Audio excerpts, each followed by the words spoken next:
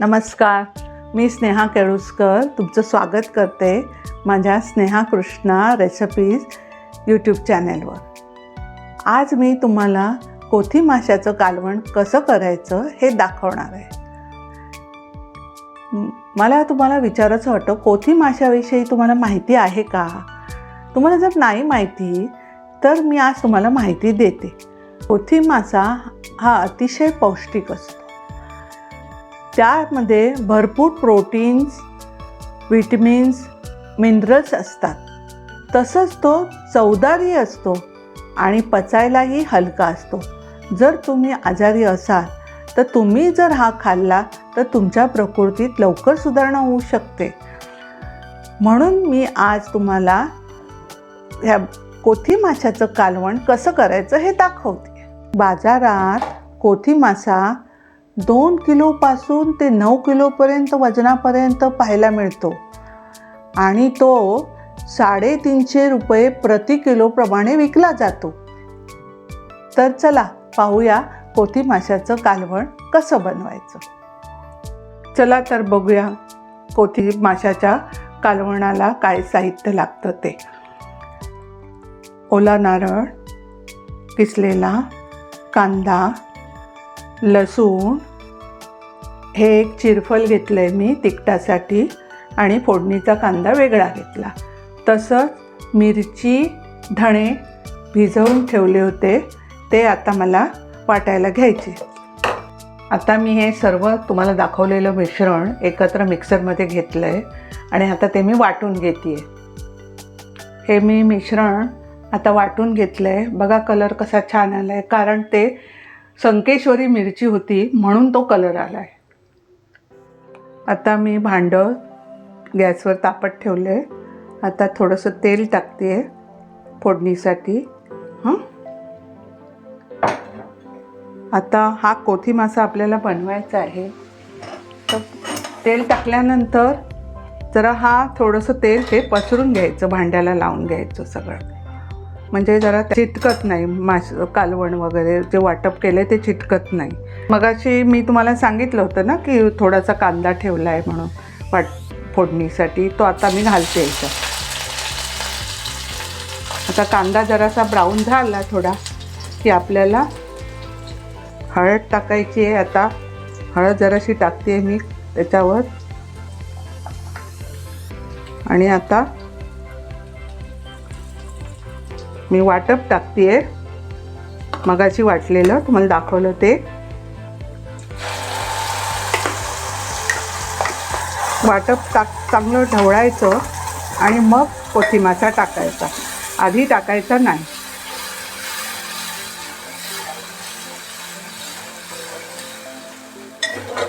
चांगलं तेलावर असं हे परतून घ्यायचं, म्हणजे मग त्याला कलर छान येतो। मिक्सरमध्ये थोडं वाटप राहिलं होतं, ते काढून घेते।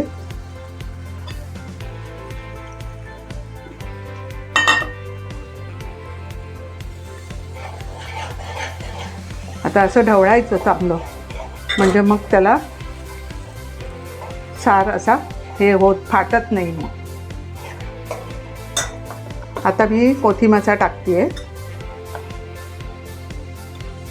आणि आता हे वाटप आणि कोथी मासा सगळा ढवळून घ्यायचा थोडा 5 मिनटं, आणि नंतर मग पाणी घालायचं। तोपर्यंत काही घालायचं नाही, कारण माशाला स्वतःचं पाणी असतं, त्यामुळे तो पाणी सोडतो।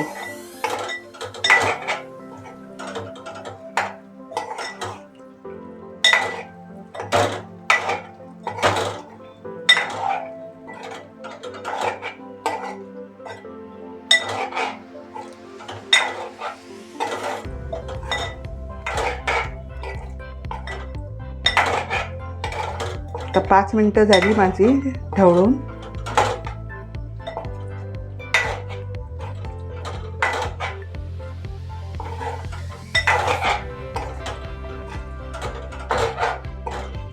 आता मी पाणी टाकते थोडंसं।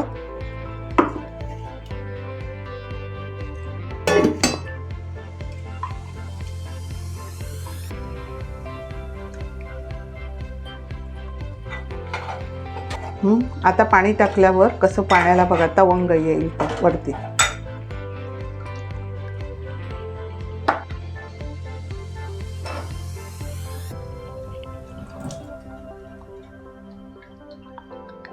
आता मी थोडं पाणी घालते आणि थोडं पाणी वरती ठेवते. माशात आधी मी मीठ घातलेलं नाही.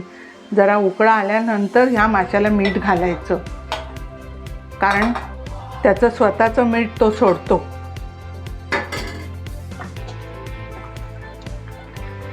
कालवणाला आता उकळा आलेला आहे. आता मी थोडं मीठ घालते. मीठ तुमच्या चवीप्रमाणे घाला तुम्ही, कारण या माशाला मीठ जरा कमीच घालायचं. अजून 5 मिनटं आता थोडं मध्यम गॅसवर ठेवायचं आणि चांगलं शिजू द्यायचं 5 मिनटं.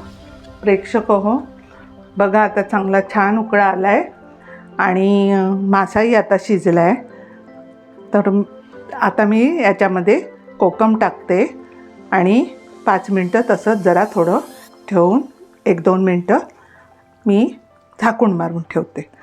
म्हणजे माशामध्ये कोकमाची चव पण उतरेल आणि छान कालवण लागेल. मग